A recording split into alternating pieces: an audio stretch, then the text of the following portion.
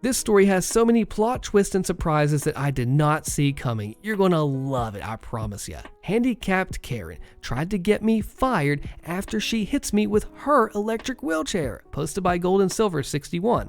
Buckle up. When I was in college, I used to work for Walmart, initially as a courtesy clerk. The town I lived in easily exceeded 100 degrees Fahrenheit during the summer months. By state law, the store had to give us a 5-minute break inside to cool down after 2 rounds of collecting carts and provide us with beverages so we can stay hydrated. The beverage they usually gave us was Gatorade, and this is relevant to the story. After working a couple of hours, it was time for me to take my first official 15-minute break. I filled a cup with Gatorade and proceeded to make my way to the break room. There was a bit of a blind spot walking past the registers, so I stopped and looked both ways down the aisle to make sure that I wouldn't accidentally bump into anyone. The closest person to me was one of our regular shoppers, an older lady, the Karen of the story, who had amyotrophic lateral sclerosis, or Lou Gehrig's disease, the same condition Stephen Hawking had. Because of this, she had to use an electric wheelchair and lived at a local assisted living center. Due to her condition, there were 2 rules that she had to follow whenever she shopped at the store in order to prevent accidental collisions with people. First off, she must always be accompanied by an employee from the assisted living center whenever she shopped at the store. And second, she had to keep the wheelchair speed to one of the lowest settings. Knowing these rules and seeing how far down the aisle she was, I knew I could get across quick enough before she got anywhere near me. After taking a step or 2 out into the aisle, I noticed 2 things. First off, she was not being accompanied by an employee from the assisted living center, and next, she was driving her wheelchair much faster than she was supposed to. She was on a collision course with me, so instinctively I tried to jump back out of the way to avoid getting hit, but it was too late. She hits me while I was in the air. I fell to the ground and spilled my Gatorade all over her wheelchair. The lady loses control of the chair and starts spinning around in circles. She's flailed her arms and screamed with what limited mobility she had and nearly hit me a second time, but I managed to roll out of the way. I knew I had to try and stop her before she hit someone else, so I grabbed a handlebar on the back of the wheelchair, hoping I could at least slow her down. This didn't work. Instead, she dragged me around in circles in the middle of the aisle. Several coworkers and shoppers quickly rushed in and stopped the lady, who seemed to be okay, just startled. But when I tried to stand up, 2 male shoppers held me down. One of them leaned over me and said, "You're going to be all right, sir. Everything is going to be just fine." He turned his head and yelled, "I need a first aid kit." I could hear a lady in the background scream, "Oh my goodness, somebody call 911. I just laid there and wondered what the heck happened to me. Sure, I was going to have a nice bruise on my hip from when I hit the floor, but besides that, I felt fine. I quickly discovered why the customers were panicking. The flavor of the Gatorade we had that day was fruit punch. Some of it had splashed on my face when the lady hit me. The customers who witnessed the incident thought I busted my head open when I hit the ground, and I had to assure them that it was not blood, it was just Gatorade, and that I was fine. A member of management eventually showed up to document the incident. After I gave him my statement, I was finally able to take my break. I was even given an extra 5 to 10 minutes so that I could clean up and recuperate from what had just happened. This was where I thought the story would end. I was wrong. A couple of weeks later, I was called back to the manager's office. The store manager, who we'll call Kate, not her real name, and several assistant managers were in there waiting for me. Kate told me to take a seat and asked if I remembered the incident from a few weeks ago with the handicapped lady in the electric wheelchair and the Gatorade. I just chuckled and said, "How can I forget?" Kate said, "Yeah, that lady, she was just in my office, and she had a lawyer. She wanted to sue the store, claiming that she suffered mental distress from that incident. And as part of her lawsuit, she wanted your employment with the company terminated, claiming that you were the one responsible for the collision." I was speechless. I couldn't believe what I was hearing. But Kate quickly put my mind at ease by saying, "Nah, don't worry, you're not in any trouble. We just showed the lady and her lawyer the security footage from the incident. I reminded her of the rules that she knew she had to follow whenever she shopped at the store to prevent collisions from happening, but she just decided to break them anyways. And that she should consider herself lucky that she hit a store employee who only suffered a minor injury, because if she had hit another customer and that customer suffered a serious injury, she would be held responsible for the collision and would have a major lawsuit on her hands. The assisted living center would also be at fault for somehow allowing her to leave the center on her own without their notice. But if she still wanted to sue, she can try, but she will not win. Karen's lawyer knew they didn't have a snowball's chance in heck of winning this one, and so the two of them left. Kate said that since I was the employee involved in this incident, she thought I would want to know what the handicapped Karen attempted to do, and that I would get a kick out of it. I'll admit, it does add a nice punchline to the story, but I wished I was in the manager's office to witness the Karen and her lawyer's encounter with Kate and the rest of the store's managers. Did I not tell you this was one of the craziest stories? I did not even picture the twists and turns that would happen next. It caught me all by surprise. Did you? Coworker tried to get me fired over breast implants, so I pulled a reverse Uno card posted by Deleted. 4 years ago now, when I was 24, my mom died of breast cancer, and as both of my grandmothers had also died of it, I saw a specialist for a screening. I found out that I had some cells in one of my breasts that could have turned cancerous at any given moment. I was told I had a few options. Number 1, I could have regular screenings every 3 or 4 months until it does develop into cancer. Now, I was told the risk of the cells becoming cancerous was very high due to family history, but it could also potentially never turn, so I'd just be getting these screenings for no reason. Number 2, I could get a single mastectomy on the breast with the bad cells, but they'd need to keep an eye on the other one, so I'd still need regular checkups for the other breast.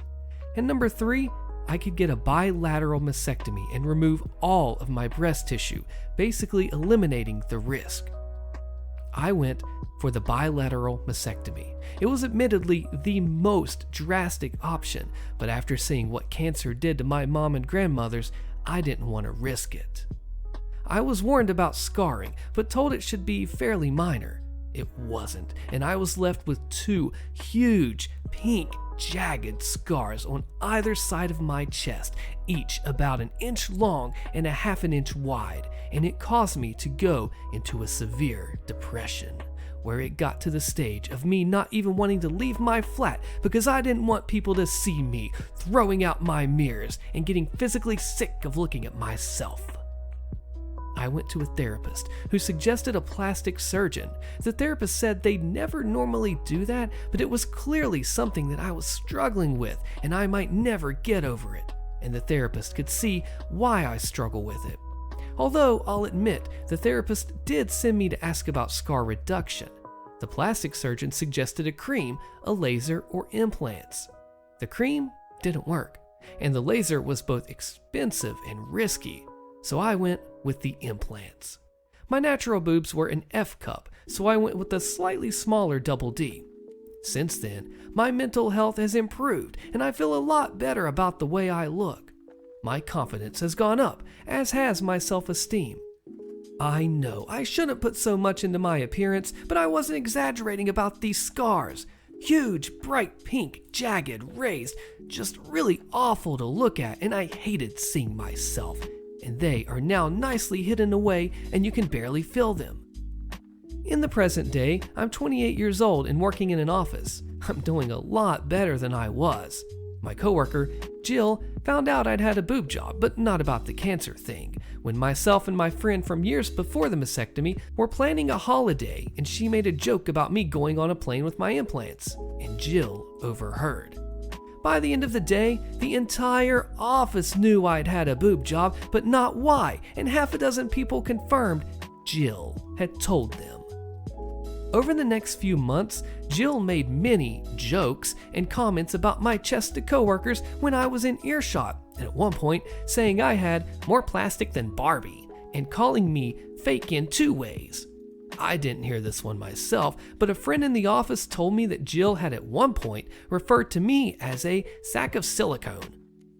I don't know what her problem was exactly, but at one point she mentioned the NHS, so I assumed Jill thought that I got my stuff done for free on taxpayer money. I'd gotten a mastectomy on NHS, but gone private for therapy and implants.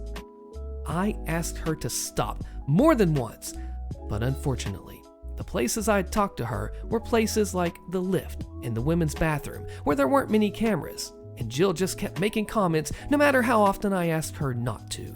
I wouldn't say it was every single day, but I heard at least 3 comments per week for 3 months. I hit my breaking point when me, Jill, and a few other coworkers were having lunch. I referred to something as being shallow, and Jill said, "You know all about being shallow," while gesturing to my chest. I snapped. I said, "Do you know why I have these? A few years ago, the doctors found potentially cancerous cells in my breast tissue. I was advised to get a mastectomy, and I was left with huge, ugly scars on my chest. I went to see a therapist who sent me for a cosmetic surgeon who advised me to get implants to hide the scars, and I did, just so I could look at myself in the mirror without crying. So maybe next time you want to judge someone for having cosmetic surgery, you should ask them why they had it first." And feeling like that was a mic drop moment, I picked up my food and left. For the rest of the day, I had about a third of my office come up to me and offer support, and the rest tell me that Jill was just joking around and I was being a little witch. I replied that Jill was being a witch long before I was.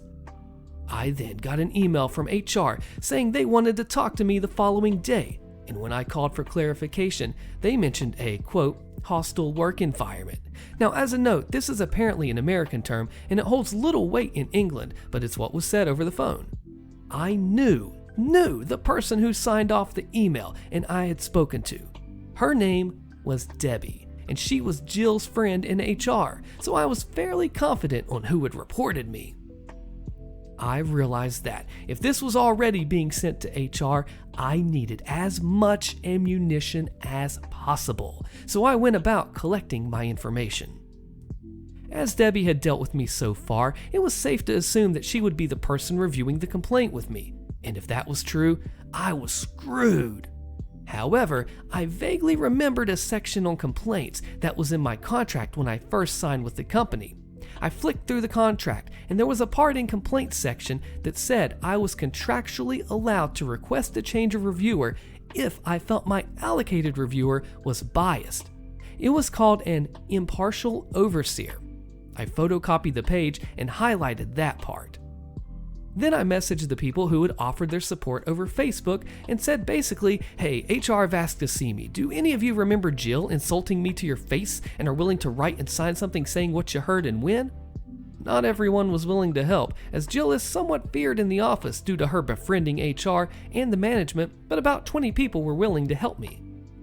I guessed roughly when I'd asked Jill to stop previously. The 4 asks over the last few months, some timings were, well, easy to guess as they'd happened on my break or when I'd first arrived at work, and I wrote them all down, along with a rough time of when the lunchroom confrontation happened, and a list of names of who was there for the lunchroom confrontation. I got to work slightly early the next morning.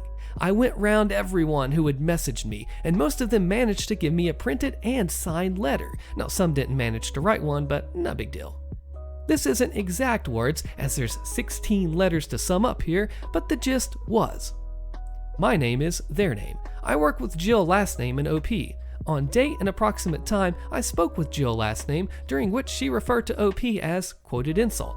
I felt this was inappropriate as it directly related to OP's appearance, and am willing to go on record further to establish that Jill last name has been discussing OP in the workplace in the same manner for 3 months now, causing me discomfort and creating what I feel is a hostile work environment. Signed, their name. I wound up with about 16 letters, all from different people, and one of them was in the lunchroom for my conversation with Jill. Some even had bullet-pointed lists of everything Jill had said to them about me or other people. As it turns out, Jill has issues with a lot of people's appearances. She apparently made comments about one worker's weight and something anti-Semitic about a different worker's nose, all of which were put in these letters. There are about 45 people in the office, so while 16 wasn't a majority, it's still a decent amount. The letters weren't hugely long, most were only like a paragraph, but they had all the necessary information. I was asked to come to HR at 10 a.m. I took the letters from coworkers, the photocopy of the page in my contract, and my dates and times in a little folder with me. I got there, and Debbie was the one overseeing the interview. She got up from her desk, ready to lead me into another room.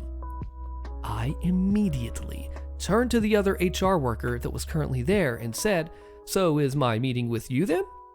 Debbie said, "No, you're with me." I replied that this wouldn't sit well with me, as my contract states I have a right to an impartial overseer. And as I said this, I took the contract page out of my folder. Debbie read it, and I wouldn't let her take the paper when there was a shredder so close by, and said that she could be impartial. I replied that I really didn't mean to be a pain, but I had it on good authority that the person on the other end of this complaint is her friend, and my contract does say that I'm allowed an impartial overseer.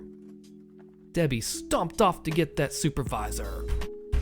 Supervisor asked how I know she can't be impartial, and I tell him that I have it on good authority that the Jill, who is on the other end of this complaint, is a close friend of Debbie. He asked Debbie if this was true, to which she only replied, "I can be impartial." Supervisor took a deep breath, and asked the other HR rep to come with him, and all the four of us all went to review the complaint. I thanked them for being so accommodating, and I was worried that I'd annoyed them, and Debbie took out the complaint, and all three of them went through it with me. Debbie looked homicidal the whole time the interview was happening, as she clearly had anticipated firing me, or at least recommending me being fired. The interview went something like this. It took like over a half an hour, and they kept asking me the same questions, but phrased different ways, so this is really a drastically condensed version. Starts with a question saying, "You said outside that you think Jill last name reported you. Why is this?" Replied, "Jill has had an issue with me for about 3 months now." "Why didn't you come to us when you realized Jill had an issue?" "Well, I had no issue with her." "What issue does Jill have with you?" "Well, 4 years ago, a specialist identified potentially cancerous cells in my breast tissue. I had surgery to remove my breast tissue, thereby removing the cells and the risk. After the surgery, I was left with large scars on my chest. I went to a therapist for low self-esteem and depression. The therapist suggested a plastic surgeon who suggested breast implants to cover my scars. All of this is in my medical history, which you have a copy of in my file and my full permission to review. Jill found out about my breast implants but didn't know about the cancer. Jill had a problem with my breast implants and decided to communicate this problem to our coworkers." "Why do you feel this is true?"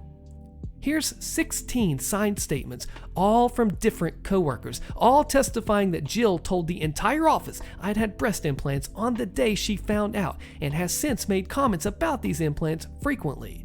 They have quotes of what Jill said to them about it and rough dates and times. Rough dates and times? No one knew this would be escalated to such an extent, so no one really took notes as to when it happened. What event or events do you think directly led to this complaint of harassment? For me, harassment began when Jill told everyone about my breast implants without my consent. But as to the complaint placed against me, it would probably be what happened at about this time yesterday in the lunchroom. Jill made a comment about me being shallow while gesturing to my breast, and I replied by giving her an abridged version of my relevant medical history, and ending with a comment about the importance of getting the full story. There are cameras in the lunchroom, so I'm sure you'll be able to find that conversation. I'll admit I could have handled the situation better, but after 3 months, I felt I had to put my foot down. Here's a list of names of people who were also present. There were 6 people at the table, including myself and Jill. One of these people is also in those letters and has written their account of the conversation and signed it. Had you had a conversation with Jill prior to this regarding her comments about you? Several, spaced out over the last 3 months. Each time I communicated to her that I felt uncomfortable and upset with these comments she was making, and I would appreciate it if she were to stop. To your knowledge, was Jill made aware of your former cancer at any point in this time? No, it wasn't mentioned in the conversation with my friend that she overheard, and I didn't tell her because, well, frankly, it's none of her business, and I didn't feel the need to detail my medical history to a coworker in order to avoid further sexual harassment. Supervisor stands up and says, "Well, I think we're done here." He shakes my hand and sends me back to my desk, saying that I'd hear from them after they reviewed the evidence, like letters, CCTV, medical history, and anything that they'd had already, and made a decision on the case. I got back to my desk, pulled up my CV, and prepared to start the job search again. About an hour goes by. Then the person who wrote the letter and was there for the lunchroom conversation gets called for a meeting with HR. They come back 10-ish minutes later. The other people who were also there for the lunchroom conversation get called one by one, except Jill. All of them are gone for about 10 minutes and then come back, find a coworker, and say that HR wants to see them. Then the people who wrote letters but weren't there yesterday are also called one by one and are each gone for about 10 minutes, some longer, some shorter. By about 3:30, it looks like everyone who wrote a letter or was there in the lunchroom has been interviewed. Then, finally, Jill gets called in. She's gone for about 30 minutes and comes back fuming. She glares at me while I work, but I ignore her. 4:30ish, Jill gets called into HR again. 5 p.m. rolls around and everyone is either leaving or getting ready to leave when Jill storms back into the office. She glares at me the whole time she packs up her desk. She then starts telling anyone who will listen that I got her fired before shoving her way onto the lift. An email comes in from HR. My case is closed.